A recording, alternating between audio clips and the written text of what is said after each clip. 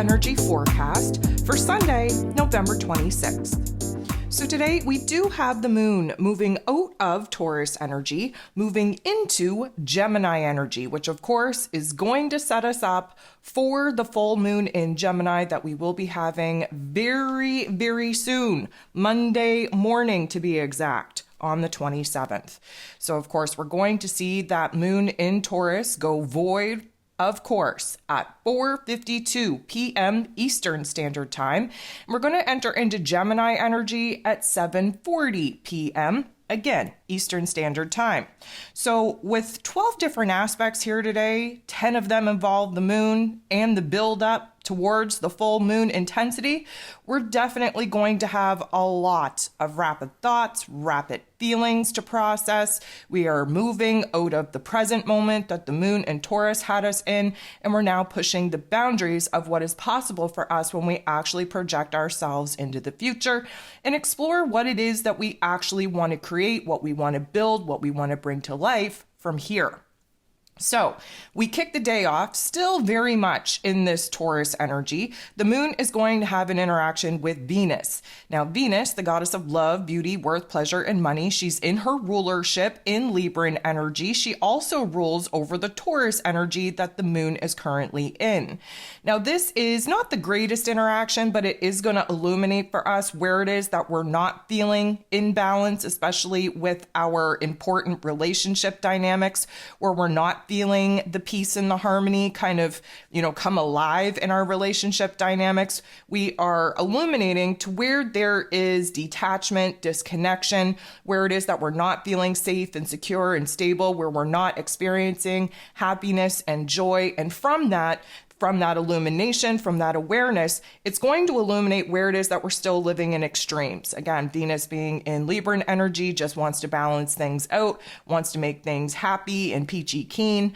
And this is going to be illumination because we're very present in our bodies, very present in our physical circumstances with the moon being in Taurus energy, how it is that we're actually feeling about kind of observing some of our relationship dynamics where there is still extremes, chaos, and struggle. From this illumination, we're going to kind of put ourselves in check on what it is that we have to pour more time, energy, and attention into in order to achieve the peace, harmony, balance, safety, security, and stability that we're currently realizing that we're lacking. The moon in Taurus going to come up to bump into, team up with Uranus. Uranus is the great awakener. He's retrograde in this Taurus energy, and this particular illumination is definitely going to send a lightning bolt down from the higher realms of intelligence. It's going to come into our crown. It's going to shake things up, wake things up. It's going to open up our heart space, our head space to see where we have to try something new, especially coming out of the earlier interaction of kind of illuminating where we're not so happy, peachy keen with some of the relationship dynamics, some of the current circumstances that we got going on. This is going to show us where it is that we could adopt new ways of doing things, where we could just implement a new energy exchange, where it is that there's a new path, a new direction moving forward that is uncharted, so to speak. But again, that moon in Taurus being very fixated in the here and now, knowing that we need to change, that we want change, still resisting that change, that Uranian energy is going to come in, shake us up, wake us up. It may create a little bit of anxiety because that anxiety is pushing us into a situation where we know that we have to take action. We're just not ready to do so. So that energy is very restless, very, I'm going to say urgent, and definitely pushing us out of our comfort zone, out of that box in order to try something new. The moon is then going to make an interaction with Mercury. Mercury, of course, ruler of the mental plane, ruler of information communication, how it is that we express ourselves. In Sagittarius energy, thinking big, thinking about the future, pushing the boundaries of our thoughts, of our ideas into something that is just so big that it may not be achievable. Now, we're not going to go there yet. The moon is our heart space. Mercury is our head space. This particular interaction is going to illuminate where it is that we're not on the same page. And again, a lot of that is because emotionally speaking, we're trying to stay present. We're trying to ground, anchor into our physical body, be very, very connected to our physical body, to the earth, to our physical circumstances. We don't want to think too far back. We don't want to think too far ahead. And that's all Mr. Mercury is really concerned about at this point in time. Looking back, now that he has a greater, grander perspective, he's able to see why certain things had to happen, that domino effect, in order to land us at this particular point in time, and projecting himself so freaking far into the future that we're really trying to paint a vision. We're trying to gather our thoughts, really piece together the details of the dream, of the goal, of the vision that we're trying to manifest. But of course, we have Mercury thinking too far back and too far ahead, and we have the moon grounding us out here in this present moment. So this is really going to show us the distance between our heart and our head, where it is that our heart wants to stay grounded and stay safe and secure and stable and feel content in the here and now, but where our mental plane is pushing us to think of some big ideas, at least explore the possibilities of where it is that we would like to go from here. The moon is then going to interact with the north node in Aries energy. And lucky for us, this is a positive interaction. What this means is that now that we've had a little bit of time to percolate on some different ways of doing things, some different possibilities that we haven't considered, we're really, really starting to see where a path, a plan, a strategy is coming together. Even if it's a baby step, we are starting to see a organic unfolding of natural events that are taking us away from one particular aspect of self, of circumstance, of situation, and putting us on the right path in order to move forward, in order for us to grow, to heal, to really push the boundaries of our comfort zone. The moon is going to interact with Neptune in the best kind of way. This is a sextile, so this is a merging, if you will, of these two particular energies. We have the moon in Taurus energy, very grounded, very much trying to stay present, very much being very aware of our physical body, where there's happiness, where there's joy, but where there's also discontentment. Neptune is retrograde in its place of power in Pisces energy. This is our dreams, our spirituality. This is our imagination, our creativity, our intuition. And what I love about Pisces energy and Taurus energy working so well together is that the Pisces energy downloads us with inspiration, with new ideas, with creative energies, with imaginative vision that we can bring into form through the Taurus energy. So emotionally speaking, we are in alignment with our higher selves. We are kind of gaining a little bit of a perspective on some new ideas that we actually want to essentially bring to life, integrate, incorporate in our here and now. This is a good reminder of what it is that we're fighting for, what it is that we're pushing towards. This is also a little bit of a refreshment as far as our soul, our spirit goes, and just kind of getting us in alignment to really push the boundaries of our imagination, especially where our creative force energy is concerned. Now, Venus, the goddess of love, beauty, worth, pleasure, money, in her rulership in Libran energy is going to interact with Uranus, who is retrograde in Taurus energy, which happens to be her other rulership. This interaction is not the most favorable one, but it is going to shake us up and wake us up to really explore new thoughts, new emotions, really kind of process those new thoughts, new emotions from a different perspective, acting as the observer. Now, this is definitely going to heighten our impulse to want to take action and make moves, to either express ourselves fully, get a little bit emotional, if you will, or to, in the money matters type of situation, to spend, to drop cash on things that are very appealing to us, that may be filling the emotional wounds or voids that we're not willing to address at this particular point in time. But also what comes up for us in this particular interaction is it illuminates where we're having some fear of commitment. Fear of commitment to the path, to the plan, to the goal, to the dream, to the vision that we're looking to actually manifest.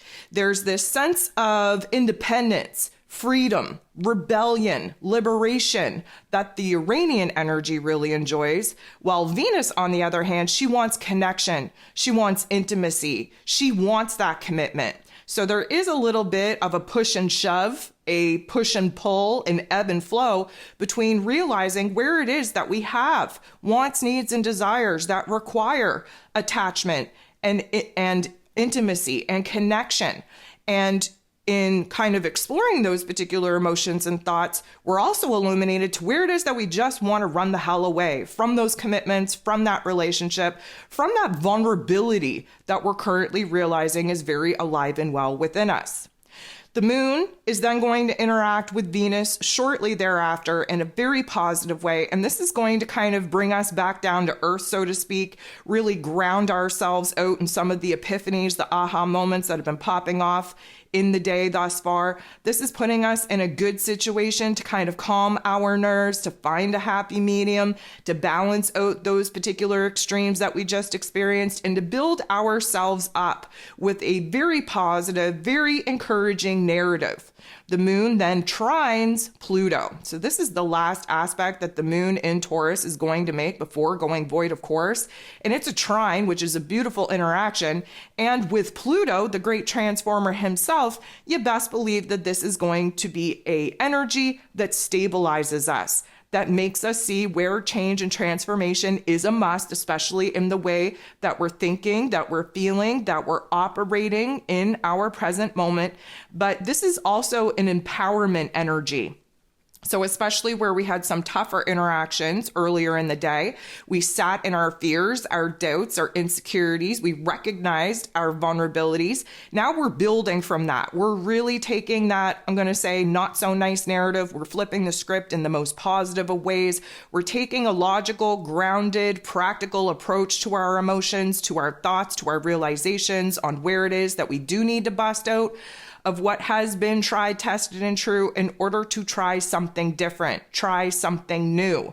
This Plutonian energy, yes, is very intense, but intense in all the right ways. This is a major shift in our mood and our attitude, and it's taking place again right before the moon goes void. So again, at 4:52 p.m. Eastern Standard Time, we are going to see the moon go void, of course. Things get a little bit shaky, a little bit uncertain. We start questioning everything while the moon is void.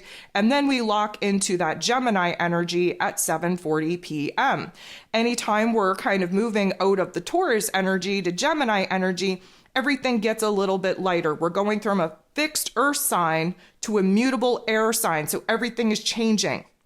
We're pushing the boundaries of what it is that we thought, what it is that we understood. We are wrecking our brain, so to speak. That Gemini energy just wants to dive into extreme concepts, extreme topics and themes, and work our way into the middle. So the Gemini energy, definitely, we're going to feel a little bit more of an awareness in our thoughts. There's going to be more want, need, and desire to kind of socialize, collaborate, bounce some ideas off of other people, where the Taurus energy, we were kind of introverted.